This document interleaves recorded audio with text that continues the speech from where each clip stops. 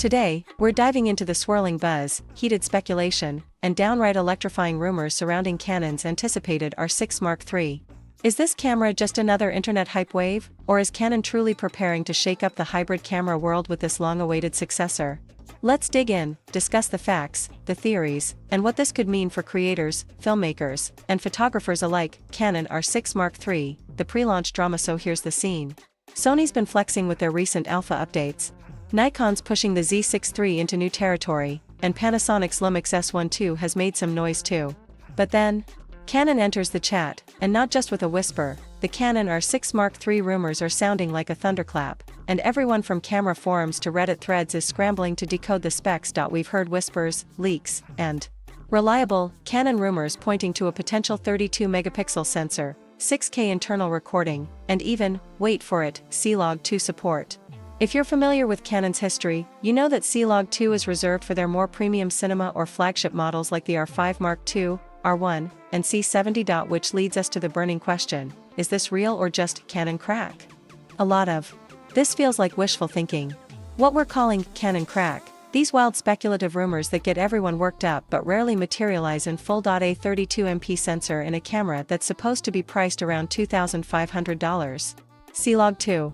In a body that's never had the dynamic range for it before? And let's not even get started on readout speeds supposedly sitting between the R5 and R1, both of which are thousands of dollars more. It sounds too good to be true, but let's explore why these rumors might hold weight, and also why we should still be skeptical. Why a 32MP sensor makes sense too. First, let's address the big sensor talk. A 32MP sensor could potentially be Canon's way of future-proofing the R6 line. The current R6 Mark II is already a stellar camera for most hybrid shooters, 4K 60p, dual pixel AF, decent ergonomics. But a 32-megapixel sensor would allow for more flexibility in post, think tighter crops in 4K, larger prints, and potentially improved downsampling for cleaner video output. But here's the catch, higher megapixels don't automatically mean better image quality or dynamic range. If Canon is truly going for C-Log 2 support, they'll need a new sensor architecture, not just higher resolution. Because C-Log 2 thrives on high dynamic range, not just resolution, and right now, the only Canon cameras offering C-Log 2 are the R5 Mark II, R1, C70, and above.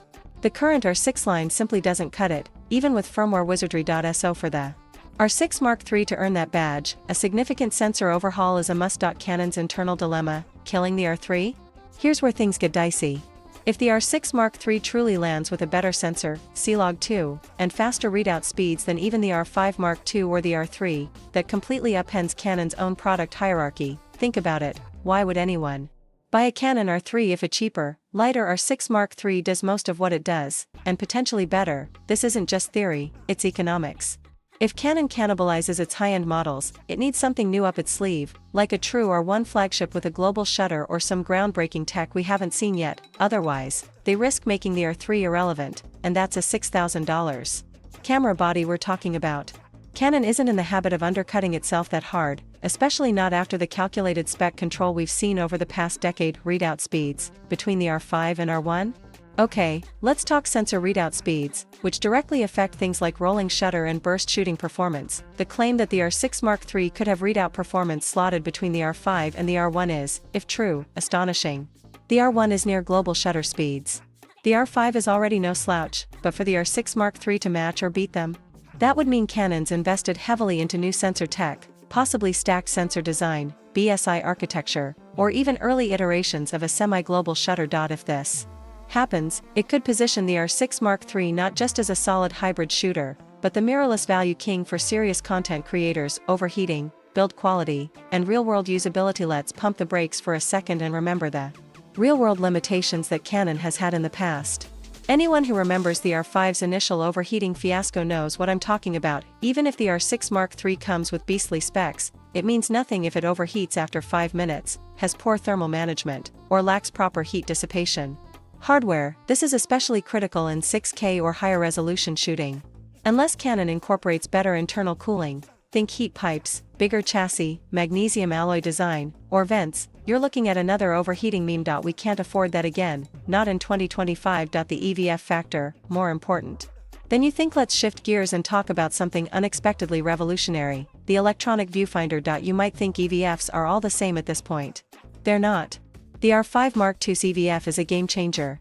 From brightness and resolution to refresh rate and eye comfort, it makes you question reality. It's that sharp.so if Canon plans to trickle that EVF tech down into the R6 Mark III, or even just a slightly downgraded version of it, that alone makes it a compelling buy for photographers. Having a tack-sharp EVF lets you nail manual focus, pre-visualize exposure and color, and work more efficiently in bright outdoor environments. It's the kind of upgrade you don't know you need until you try it, and then you can't go back. How it fits in the market, Canon's balancing act right now. Canon's trying to maintain a finely tuned product ladder, R50/R100 for entry level R7, and R10 for mid-range APS-C users, R6 series for hybrid photo, video, R5 and R5 Mark II for prosumer work, R3 for sports/news, R1 for flagship domination. The R6 Mark III's placement is crucial. Too powerful, and it upsets the R5 Mark II. Too weak, and nobody upgrades from the Mark II. Canon needs to thread the needle with just enough upgrades to justify it, without hurting their higher-end offerings. This is where we expect intentional limitations, things like 6K cropped, not full sensor, lower EVF than R5 rolling shutter, not completely eliminated, possibly no internal RAW artificial buffer limits. That said, even with these intentional boundaries, if Canon delivers 6K internal, C-Log2, 32MP, and better AF, the R6 Mark III might dominate the mid-tier mirrorless market. When is it dropping?